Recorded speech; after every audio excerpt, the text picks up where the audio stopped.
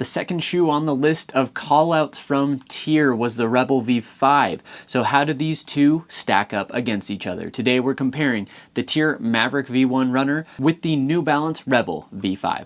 What's up everybody, I'm Eric McIntyre, aka Rad Dad Bod, and you're watching Rad Dad Bod TV, where we review running shoes. Now if it's your first time watching one of my videos, you may notice some timestamps below.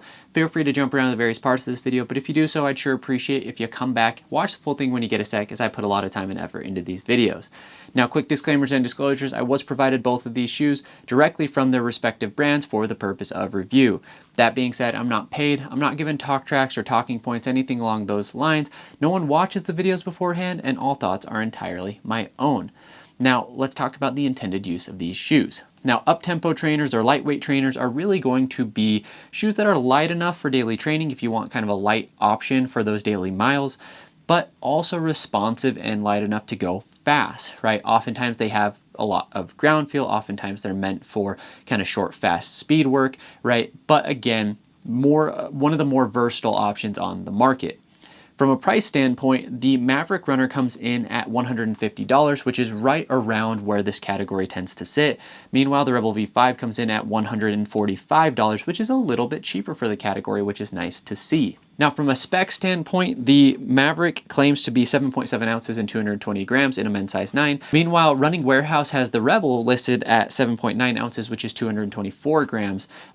But when I put these on my scale, the Rebel was actually slightly lighter than the Maverick runner, right? Now the Maverick runner claims to be lighter and higher stack. So from a stack perspective, what we've got is 44 in the heel, 36 in the forefoot, and an 8mm drop, versus 38 in the heel, 32 in the forefoot for a 6mm drop. So the weights are pretty close. Again, on my scale at least, the Maverick was a little bit heavier, just tiny bit heavier, but it does have more stack underfoot overall. Now from a fit perspective, you've got the wide toe box of the Maverick, but then you have a really snug midfoot actually, and then I would call it a standard overall heel.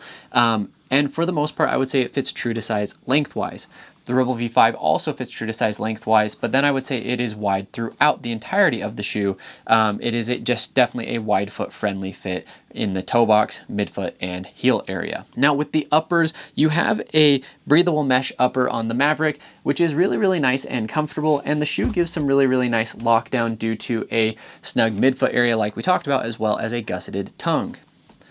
Now that breathable mesh material is almost transparent or translucent. You can see through it really good, but it still gives you nice lockdown throughout the shoe. So, you know, despite having that wide toe box, you get that really nice snug lockdown. You're not going to be sliding around in the shoe. And then the heel counter has some additional like plasticky overlays here, which do keep that structure, and it does keep your heel locked in place very well. So especially when running fast, you want good lockdown. You don't want to slide around, and that was not an issue whatsoever with this shoe.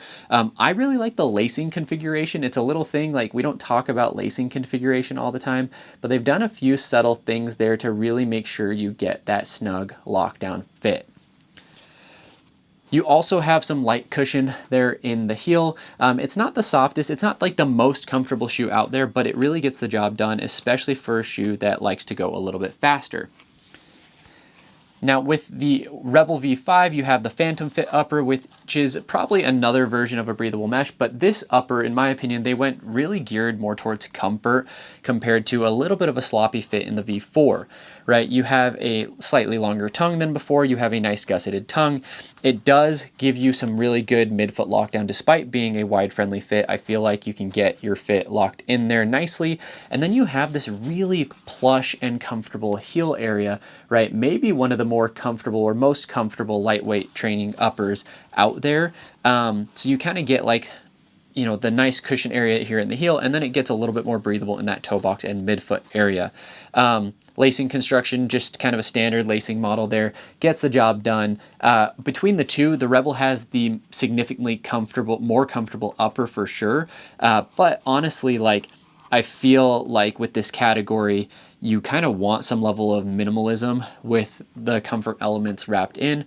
The Rebel takes it next level, but I don't know that it's fully necessary. With the midsoles, you actually, it's funny, you have similar midsole constructions where the fuel cell foam in the Rebel is an EVA PIBA blend, and then the flight time foam in the Maverick is a EVA PIBA OBC blend. So one more compound, but the fuel cell foam is significantly softer and squishier, right? Now, from a responsiveness standpoint, I do think that the fuel cell foam can pick up really, really well, but it's so wide and soft in the Rebel V5 that I do feel like despite having energy return, it's harder to get that quick cadence and turnover in the Rebel, and I feel like the Rebel's better suited for daily miles more than anything, but it can pick up and it can go fast. I also think it feels very, very comfortable in that moderate range because it is a little bit softer, it is a little bit more comfortable, versus the Maverick, I find it to be a little bit on the firmer side of foams, and you get some good ground feel in that forefoot area,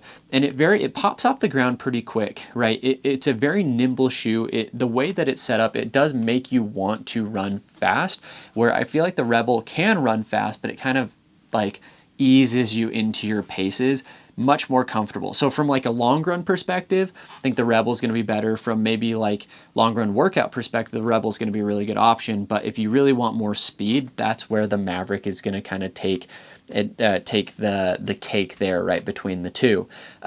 Comfort kind of over here, speed over here. Stability wise, I feel like they're equally stable, but you probably get a little bit more support from the Maverick just because the foam is firmer. It's not going to be as squishy underfoot, where sometimes the Rebel, it'll make you kind of work for things a little bit because it's softer underfoot there. So between the two, I think really, really nice midsole options. You could use these in a rotation together, where I really like the Rebel as a recovery day shoe, which is so funny because the V5 or the V4 I felt like was it was my second place daily or lightweight trainer last year. Felt like it was a really nice option for picking up the pace. I don't feel like you get that same feeling here. I feel like this is a little bit more of a cruiser this year. Moving to the outsoles, you have the TYR rubber on the bottom, which is a grippy overall rubber. I really like the grip that TYR has developed here. But I do feel like some of the exposed foam is wearing down way faster. I mean, I only have 20 miles on these shoes so far. I've got additional miles before I do my full review on it. And yeah, I feel like the durability of the foam itself is going to wear down, while the durability of the rubber is holding up really, really well, and it does grip the ground really, really well as well. Meanwhile, you have just a strategically placed rubber outsole. You have good coverage on the New Balance. I found it to be good, not great. And then you also, same thing, you kind of have a lot of exposed foam. So both of these shoes have that same issue in that midsole, midfoot area, almost heel area, right? You have the exposed foams that are just going to eat away quite a bit as you run in the shoe over time. So something to consider, right? With the outsoles, it's going to kind of eat away at the durability. Speaking of durability, I do think that the TYR, because it's a slightly firmer foam, is going to give you a little bit more life.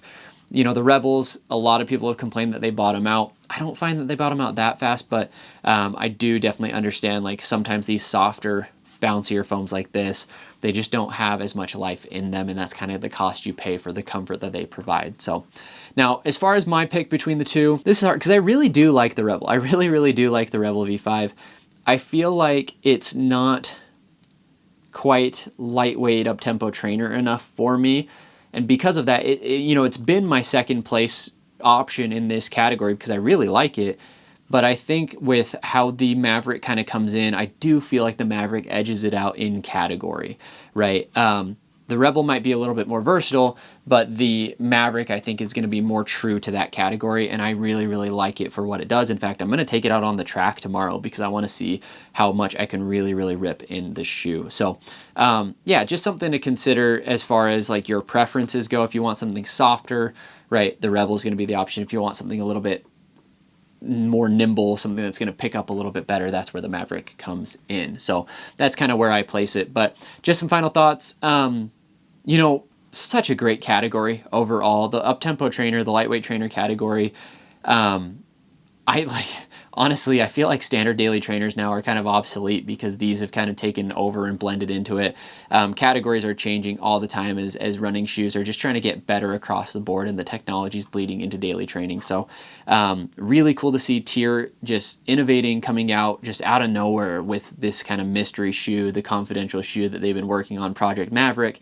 New Balance, love that they listened to the runner with a bunch of feedback with the shoe, and I'm really excited to see what they do with the Rebel V6. 6. I'm hoping it is a little bit firmer or a little bit more nimble, but I still love the shoe, just not for the same purposes that I love the V4. So there you go. But if you watched this far, I sure appreciate you. Let me know in the comments what questions you have, what comparisons you want to see, and what I could be doing better to make these reviews and comparisons even more entertaining for each and every one of you.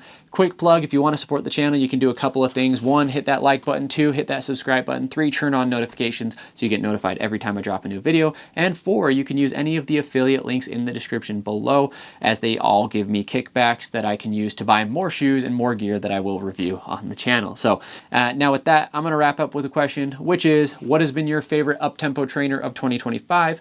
Let me know in the comments below. Thanks, everybody.